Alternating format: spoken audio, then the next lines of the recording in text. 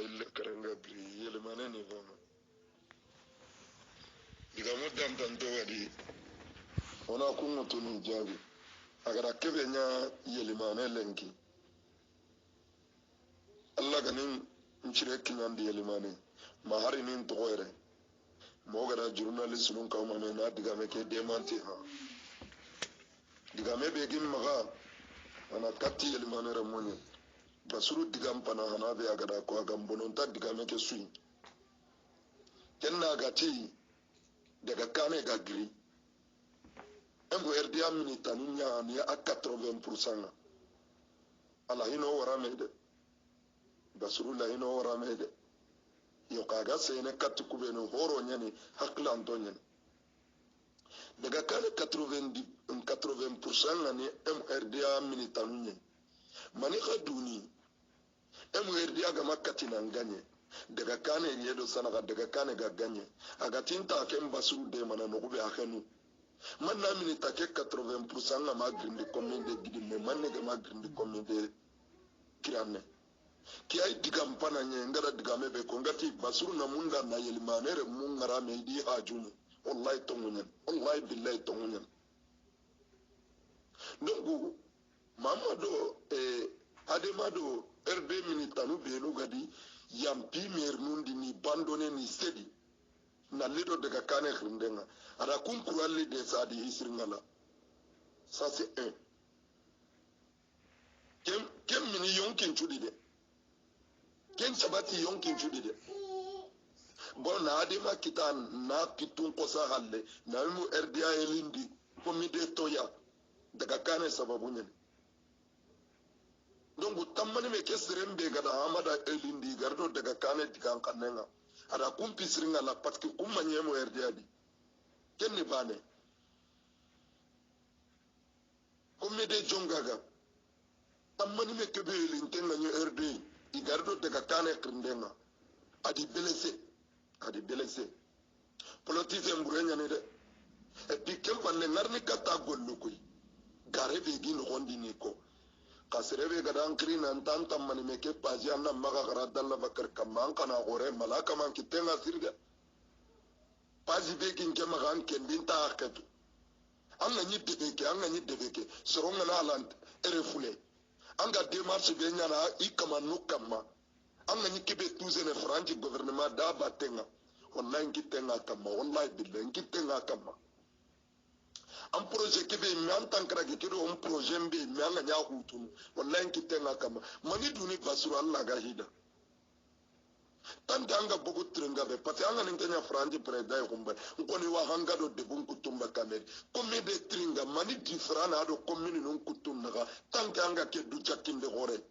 koni na tringa to lenki comme de tringa na yatu antam petit lembure me basura antam petit ngana ide harani me watu ngana etanga hari strobe kan trengana wallahi watu basur do ngana gonna latume kharange ni nene ngar jaga do ngana ko se papare haranga na trente ngar ngati ni ke tingana yeli manen dingana kinanke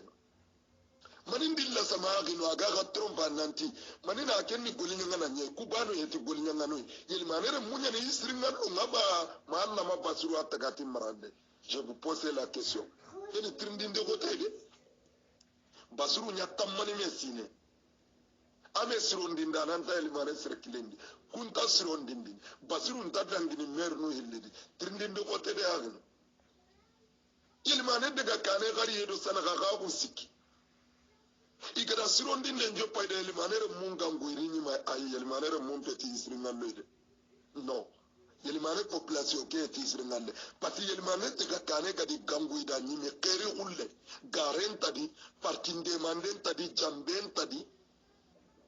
ena hamurian tadi o gada ilmane re mun ganguido nyime da kenne bane ara digame be ko aga mundo no warame wallahi na lere adiga makam yo ga digame be ga digamo ku politiser kutu il kamanga na wala na ngriere odo japon ga anta to ngona dia tamani me ujine kilometre ni kanda ko mati da kanda basuru akota nda ko nti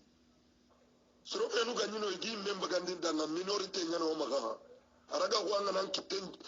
ndo pageje ndi na uto abanti lenki MRD antere ademantere erdentere e mun tayre elementaire daga kane anare serebe ganati wa diga mun nto wangu tuba ko jama kedi nan daga tanga ilimanin kamuha eskizin takendi ha sirema nyuna raga nyinge jabi ni koy pasi sirenda no ngada togo nda ko tinje Muhammadu kamance ya amada kama sirema nyuna Allah ga nyinge jabi na ko tati pas tinje basuru kama nche Muhammadu kama nche amada kama kota ngadiga mebe kona gada wallahi soronda kenkinda kubenu ga basurutu na bakara hurenga j'ai commencé de faire les recherches sur son dossier à politique nogondia mati vie privée mais à politique nogondi âgé dinga kebetadi wallahi nga chigam punchen crossing wallahi billahi nga chigam punchen crossing bon agara kubenu ko on chage kata diga mego yilmanere mukube ga franchere iga projet no montene ona kento konosa pasuru beatini ni age katu daga kane aitini tagandi nina me papada diga me ko ille kare kendi mbagade diagi maro dukure ati siro ille oku dange daga kane di sirebe ganati inta kumunda basuru kubenu gada kasonya gelamini tangi damini tanna loge de basuru gelanga ti 80% nanke minitanu nyai daga kane di ake banen kawasi kona section ngara pasuru kama gelu ko benu gara kaso nya minitangi da minitanna logedi da musa gancho sa go tanyere sine ada kaso nya minita hede nge abanyi jinya ko bana nangri hanga nalli tenenga su am minita hede de minitanu ngam hanga de kuma ji ko bana lide na jin ko ba gilli hanga na litene suna lasnye kuma nyade milita nu ngam maga franci ma wakile ni biyan kutuna nyankati kanuna ndagaro kaso ya se ambure ni de basu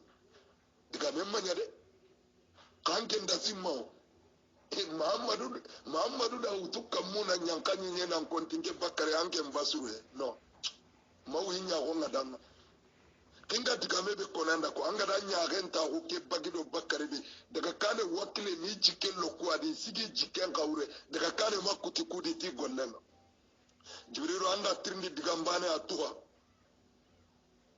gelanga na ganu nanti odo basiru nta gusu anna ganu Muhammadu gada ko arjonga ko tabe todi nta ko ida nta awa gada ko araga vitende didro fa nganti ntada kenna nyi wete manya patkenga kebe ngari lato endo hay kapkenye kenya basuru gara ke diga mebe ko kasage kati basuru tom maga ton tan le potuga na eska gille daga kane no gondi basuru ga daga kane khalai maganta munda na garen chito eske kenta daga kane ra kenya da bada nanti on ta kamon pilli tugana ona kamon pilli do tanji kenya tugana basuru adiga ngabe sogonde har Muhammadu bi hay sadi minitanu odi gana ta usata Muhammadu di mernu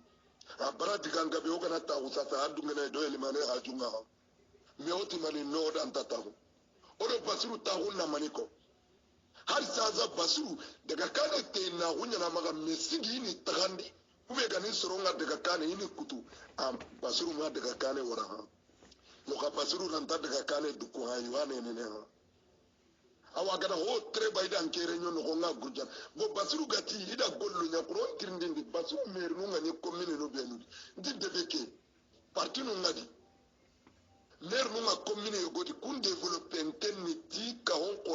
mbido ko tenga nan ko do basuru meri ngani commune no benudi est ce que différent nga kum mer no do commune nun kutun naga jemu ngay commune le mon kama onda tringay metera non dina kan cité mbagadi basuru ga sare tringa be ada mani droit golle nya tringa do commune no benu basuru ga mayeli din tabana awanda ibe ko basuru ganyi jardu be dabarni ani dabarni parti nyada koy amanya dabarni yelimanere mudade atiga na gagné 2018 stronga iga kebe nyana besu angana donc ko daga kane be ga kamana ngolli yelimane padalla ma tracteur de yelimanere daga kane te na hunya kembre be gina kanan titini anna siti be ga wasana anna siti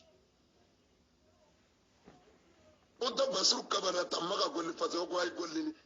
miskine be sugi khalisin bagandi imati ajo konche me basiru na mundi na nya do marayenye wallahi anta dangi on ta dina anta golli me anta dangi no ma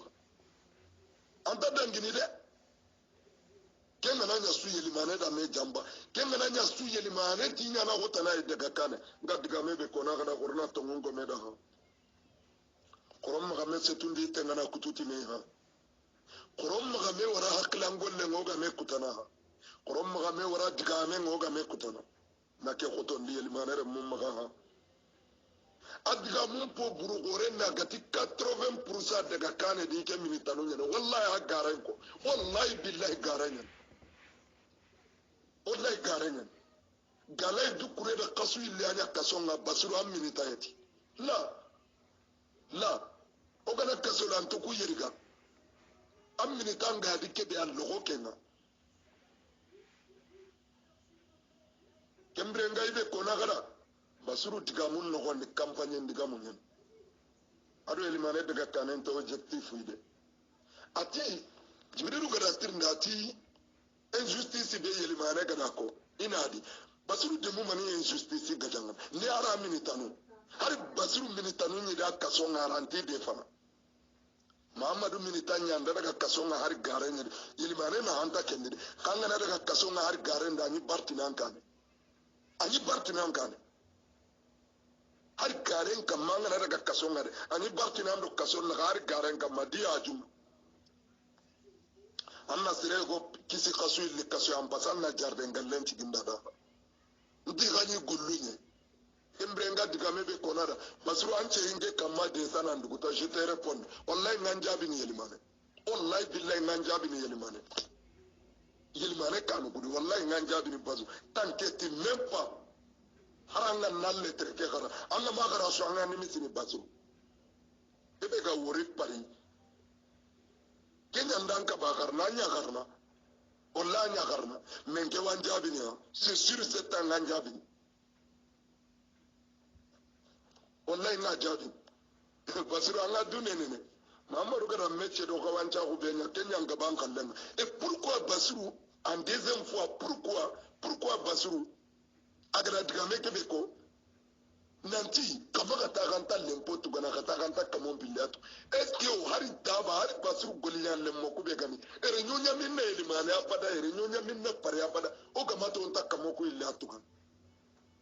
kombrene kesre kili no gonda nga modan ke gajanga muko ati wadi sun gamma Mamadou mato leona dru gotona me de maraga bakay o mati c'est trop tard awaku kamoili na basuwo na Mamadou ni mali gouvernement anda bagay len kisre summa ga garen ko ti anda bagay ha yeli manere munyon kinyan to ha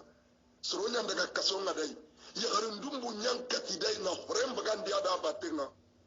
igu gato nyanda ga imbe mure da batenga embre ngat ga mebe kona gara agara no be ko nanti Abdurrahman gari yere agara ibe ko sura mugo aw basiru ke barenga kaso be ga no kuta kuta iko kay ndebe ga no ta kuta tanambe ga no ta kuta oguro basiru ndana do mere hors de question kenga na ngora elimane tagandi kenga na nyaga timini tanu kubenu 80% ngel minita kenya lo daga kane ga sababu nya mernu tumni kita ngem bada ma mernu sikikita kembre nga diga mebe kona gada de tay ngem maga basuru kama comme ngri le kare na teringa nda diga mun teringa politiki orendo na hamundi orendo jambe orendo gara orenya na no gondi kona basuru mugo abada na ngaja nanti daga kane ga kajangana do kube kona basuru kanne mugi en premier l'impoque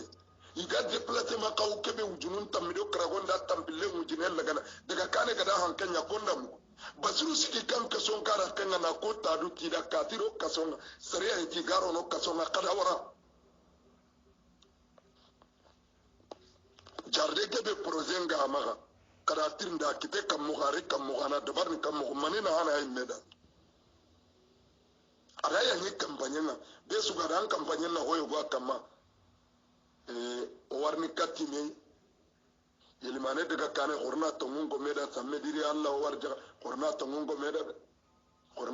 meda ho gara tongungo Muhammadu minitanu ni gonga. Assalamu alaikum.